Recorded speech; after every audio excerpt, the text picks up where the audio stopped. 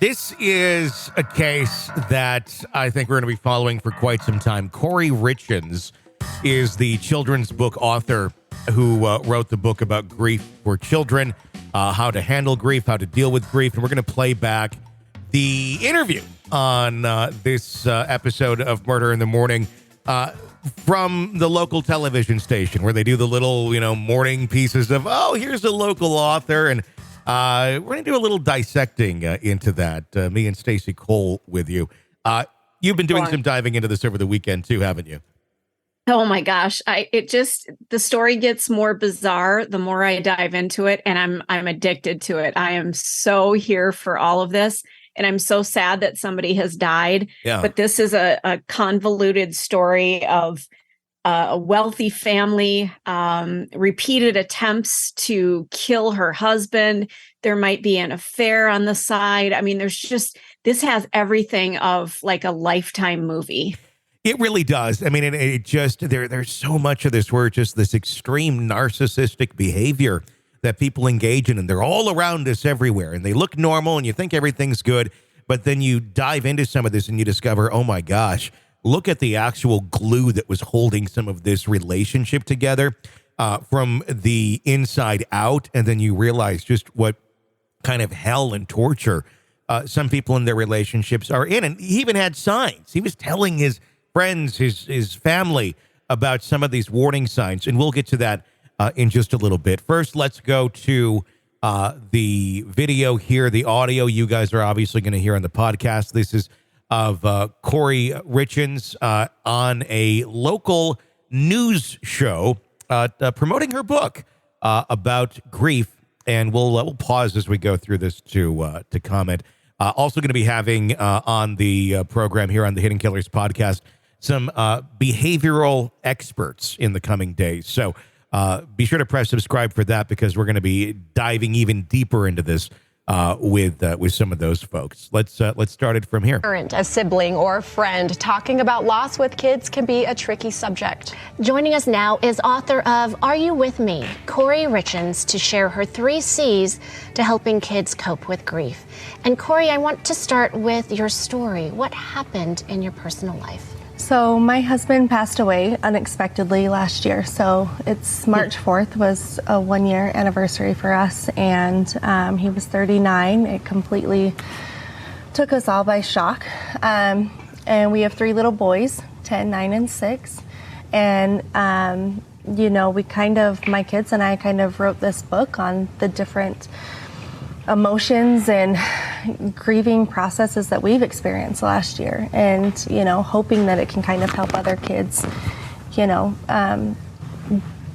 with this and kind of find happiness some way or another, and to make sense and process. I'm sure you felt that going through and trying to explain it and articulate it for you and your boys. Yes, exactly. And so I've done I'm new to all of this, so kind of doing research and reading books and things to try and understand, not only how to grieve as a widow, as a wife, but also, with my kids, how to help them understand what just happened. And what I have kind of found is, as I mentioned, it's kind of the 3 C's is how I visualize it, and it's connection, continuity, and care.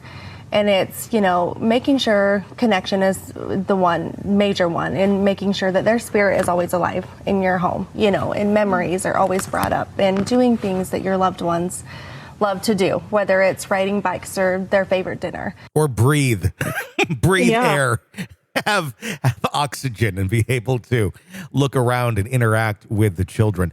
Interesting so far. Everybody grieves differently. This interview took place roughly a year after the death took place.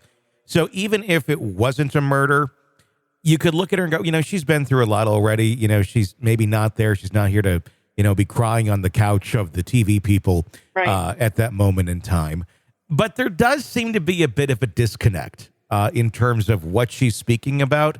And what's interesting about individuals like this is sometimes they go to great lengths to almost overcompensate for things in their life when something like this happens. She killed her husband, allegedly. How do we make this look? What would be the ultimate thing to make it look like you didn't kill your husband? Well, probably not killing your husband, but how about you write a children's book about grief and helping them through it? And you want to help other kids deal with it too, because this was so horrible. It's a learned behavior. And she can watch other people in how they react to things, and she can emulate it, and they can sometimes do it very well. But at the end of the day, on the inside, she's just following kind of directions on what she's learned on how people grieve, and is able to demonstrate it, but it's not coming from a place of authenticity, if you will. What is so disturbing to me is the part that I keep forgetting is, if she did this, if she killed her husband, like it's proposed that she did, the pain that she has caused her children is immense. And I'm curious to know, the kids are 10, 9, and 6 at the time of this interview. How are they doing? Do they know that mom is, under investigation for allegedly killing their dad? What are they thinking at this time? That's what I want to know. Well, number one, how do you shield your kid from that? And should you shield your kid from that? Number one, a 10-year-old's going to be able to figure it out if they have access to any sort of device. Right. If they're going to school, they're going to hear things. Well, and everybody in the community is going to be talking about this. This is huge. And it's just astounding to me it's one thing to want to get out of your marriage and you leave the marriage, you get a divorce. It's another to kill your spouse and then focus your entire existence on, I'm going to address the grief that I've created allegedly for my kids.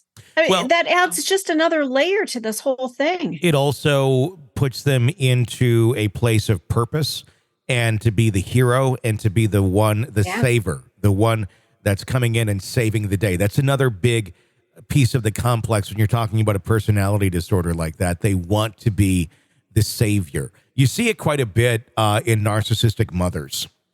You see them causing issues quite often with the children and their relationships. And then you see them being the savior or the fixer of the issues as well. So it's an interesting dynamic, and it's one I'm sure she has learned how to play. Let's continue on with the audio. And just constantly, talking about them. And Kouri, do you mention at dinner, here's dad, or dad would like this meal, or dad would, let's bring dad on a bike ride? Yeah, exactly. And it's, explaining to my kid, just because he's not present here with us physically, that doesn't mean his presence isn't here with us, and he's doing these things with us. And he's, here for birthdays, and he's here for Christmas, and, and it's just comforting to them to know that, they're not living this life alone. Like, Dad is still here. It's just in a different way. It's like this is what she's had to tell herself to, because I'm imagining there may have been some, I don't know, if you're a remotely sane human being, which clearly she probably is not, you would hope that maybe there's been a moment or two of regret if she allegedly did this, where she sees the pain that her children have gone through, and maybe crack the narcissistic shell a little bit of, maybe this wasn't the best idea. Maybe I should have just done something else. Maybe I shouldn't have done this. Whoops. Can't take that back. Can't take it back. But if you can convince everybody that they're still there, and Dad's still here with us. No, he's not. He's fucking dead.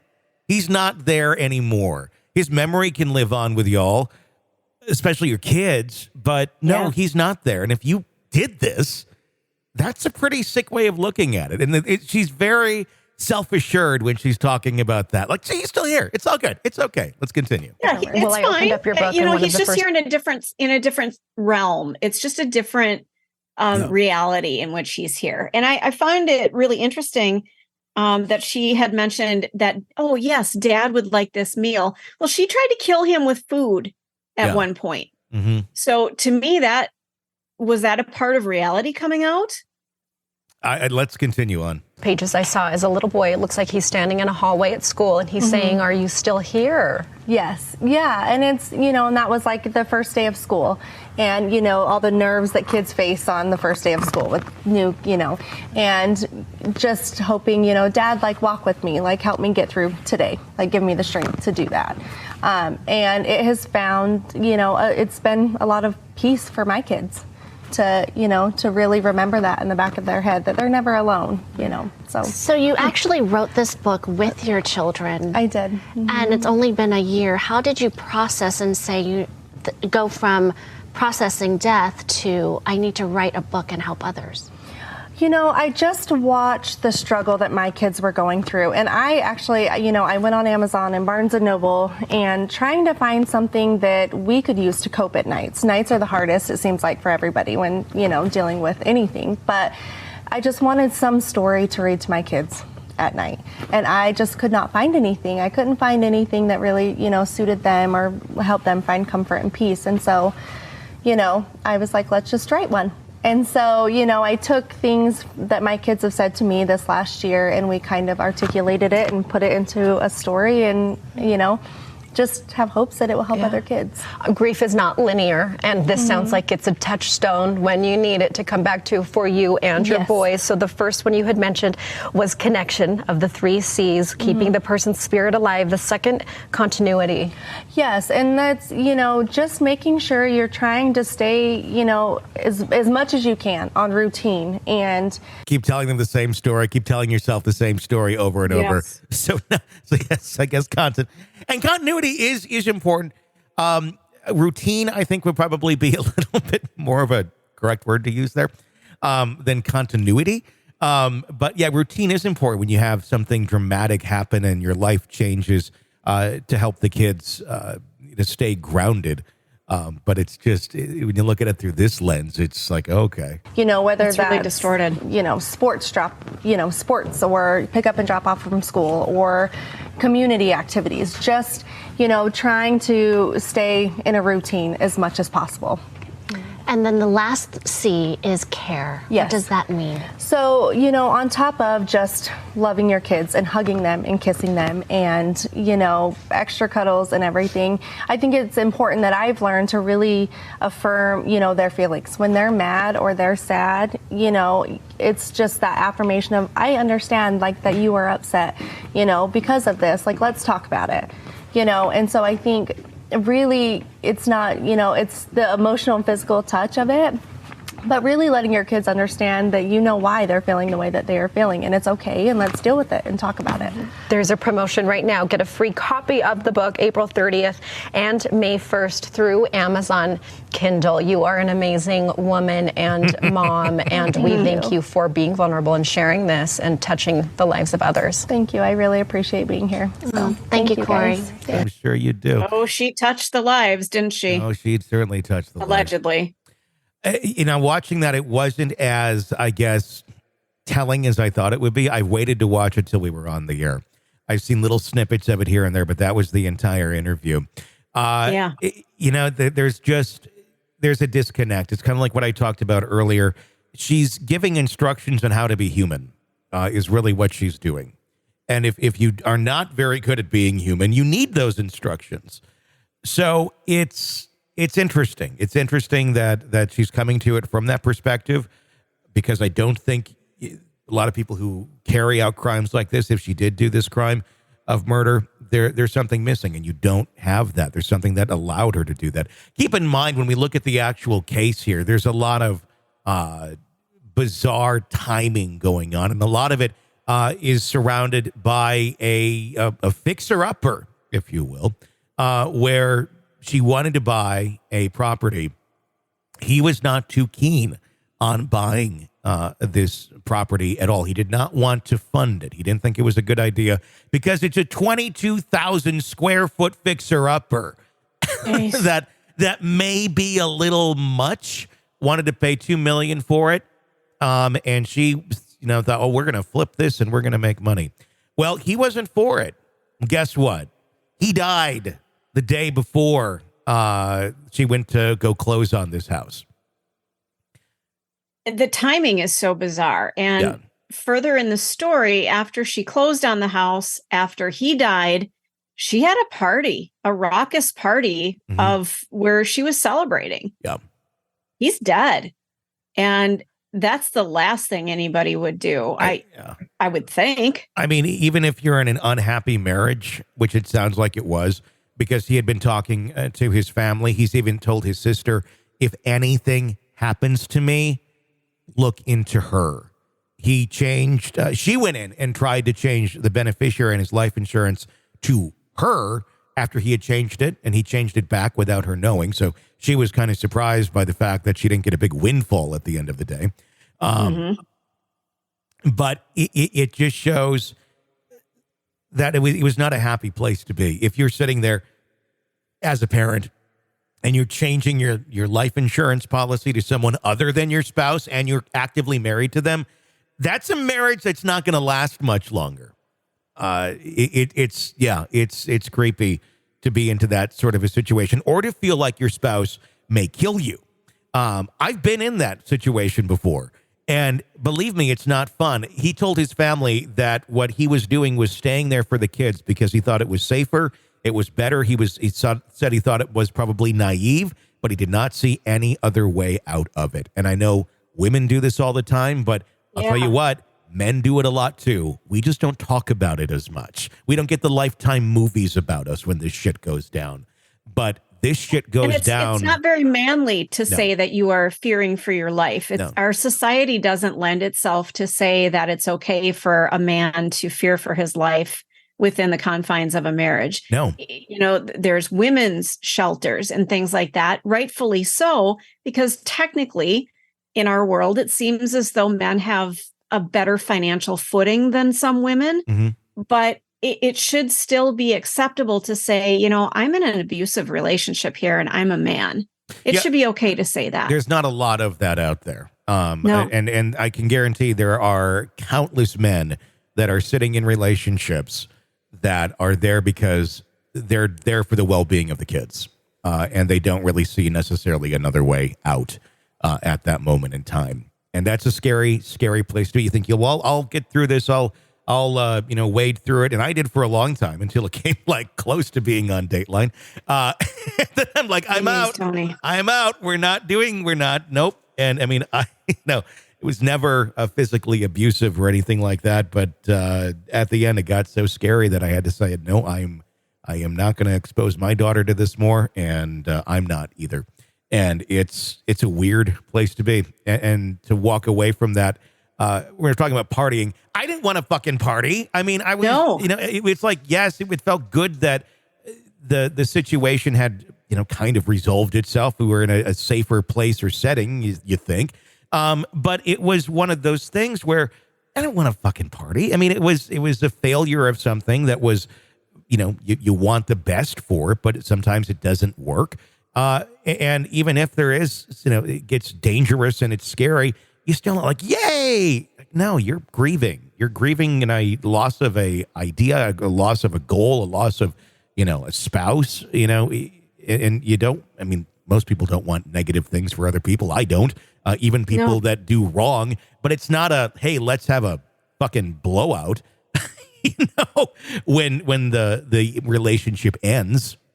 And my significant other did not die, but moved different ways. And I still didn't want to have a party, at all. It's still a loss. It is. You lost the dream that you had of how your life was going to be. So the fact that you didn't want to have a party after that, this lady allegedly kills her husband and still throws the party.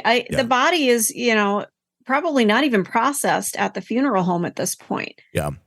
It screams of narcissism and just, maybe that's her way of dealing with grief. She wanted to be around her friends, but I wouldn't think it would be a celebration. It would be, let's just surround her with love and support. That's not what it was. This sounds like someone who, had the veil over everyone's eyes on what reality was in her relationship and probably got a lot of what she wanted, no matter how ridiculous it may be, for quite a time from her husband. And eventually he said no. He said, no, it's not a great idea for us to buy the unfinished 22,000 square foot home and fix it up. That may not end well for us. It may cost us more. And when she was told no, then, guess what? Yeah. Narcissists don't do well with that word. And I would guess that this person probably is far more than a narcissist. But it's a scary, scary story. We're going to continue to follow this in great detail as we learn more about it. I know there's allegations that maybe she was having an affair as well. I think we're going to learn a lot more about everything that's gone on in the coming weeks and months as we continue to cover this one for you here. If you ever want to weigh in on this case or any other ones, we'd love to hear from you. You can weigh in, and then we may use you on the air. 888-554-5537. 888-5-KILLER is the phone number. We would absolutely love to hear your feedback. Murder in the morning. Again, 888-554-5537. There's more to come on this in the coming days. For Stacey, I'm Tony. Stay with us. From the Hit Killers Podcast.